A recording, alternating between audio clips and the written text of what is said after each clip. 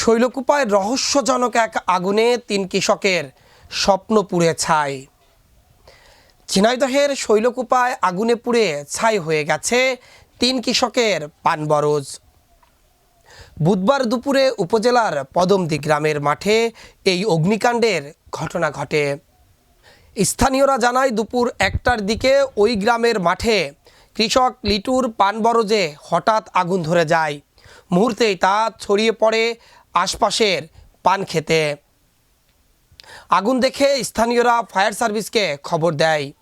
খবর পেয়ে শৈলকুপা ফায়ার সার্ভিসের ২টি ইউনিট প্রায় ২ ঘন্টার চেষ্টায় আগুন নিয়ন্ত্রণে আনে।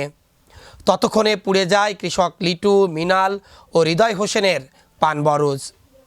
আগুনে ৩ কৃষকের অন্তত প্রায় ৭০ থেকে ৮০ শতক জমির পান বরজ পুড়ে যায়। কী কারণে এই অগ্নিকাণ্ডের ঘটনা তা জানতে পারেনি ফায়ার সার্ভিস। আগুনে ৩ কৃষকের কয়েক লক্ষ টাকার ক্ষতি হয়েছে। এদিকে ক্ষতিগ্রস্ত কৃষক ও স্থানীয়রা অভিযোগ তুলেছেন এটি একেবারেই রহস্যজনক আগুন।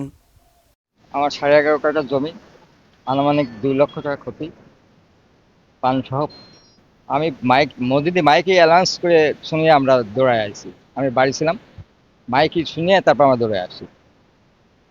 দেখ না, আমি এখন দেখিনি। এখন এখানে আগুন কি করে, আমরা যেহেতু কেউ নেই, তাহলে তো শত্রুতা ছাড়া। আমার এখানে হচ্ছে 14 কাঠা জমি। আমি হচ্ছে দাঁড়ানো ছিলাম এদিকে। আমি যখন পদ্মে আসছিলাম তখন দেখি যে পাশে এক জায়গায় আগুন লাগছে ওই পাশে।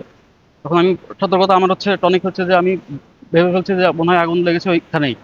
তারপর আমি যখন মোটরের পাইপ আনতে যাই, তখন আনতে যেয়ে এসে দেখি যে আমার এখানে আগুন ধরছে।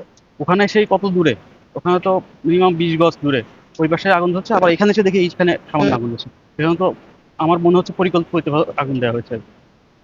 আগুন লেগেছে মূলত ওখানে দাঁড়িয়েছিলাম। এখন আমার মনে হচ্ছে যে যেহেতু অনেক দূরত্ব আছে দুইটা বরজের মাঝখানে, দুইটাতে একই সময় আগুন লাগছে। একটাতে আগুন দেখতে পেলাম এবং পরবর্তীতে আমি এসে দেখি এখানে আমারটাই আগুন লেগেছে। এখানে আনুমানিক এখানে আমার 14 কাঠা এবং ওইদিকে 18 কাঠা এবং আরো আরেকজনের আছে আরো অনেক দূরে, এটা মিনিমাম 400 গজ কি 500 গজ দূরে আছে তারও আগুন। এখানে 3 জায়গায় মাঝখানে বাড়ি আছে, বাড়ির বেড়া আছে। হ্যাঁ, আমার মনে হচ্ছে পরিকল্পিতভাবে হয়েছে। এখন প্রথম আগুনের সূত্রপাত আমার বড় ভাই বড় হয়েছে, তারপর এখান থেকে সূত্রপাত হয়, দেন সামনের দিকেই হয়। তা এখন এত দ্রুত মানে আগুন ছড়িয়ে পড়লো, এটা একটা কল্পনার ভাই। হ্যাঁ ভাই, আমি বরজ নামাচ্ছিলাম, নামাতে নামাতে ওয়াশ শর্ট হয়ে যায়। আমি ওয়াশ নিতে আসি মাঝখানে, এসে দেখি মাঝখানে আগুন দাও দাওকে জ্বলছে। তখন বাড়ির ভিতরে মোটর সেটিং করতে যাই, বাড়ির ভিতরে গিয়েও দেখি বাড়ির ভিতরে আগুন মাঝামাঝি। তখন আমি আমার ছোট ভাই সুমনকে ডাক দিই, তারপর আসার পর লোকজন এসে সবাই মিলে আগুন নেভায়, মাইকিং মাইকিং করা হয়, তারপর আগুন সবাই মিলে নেভায়। আনুমানিক 3 লক্ষ টাকা ক্ষতি হয়েছে।